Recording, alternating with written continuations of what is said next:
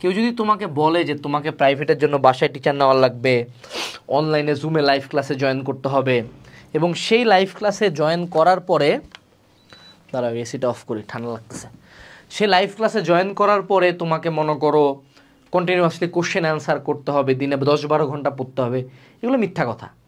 Private university preparation আবারও বুঝতে হবে যে 10/1 এইচএসসি আমাদের টিপিক্যাল অ্যাডমিশনগুলোর চেয়ে।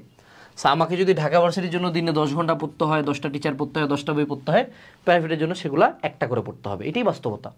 কিন্তু এই যে ওভার সিরিয়াসনেসটা কেন দেখায়, এই যে খসানো যাবে ভালো, ঠিক আছে, তোমাকে বেশি খসাইতে হবে।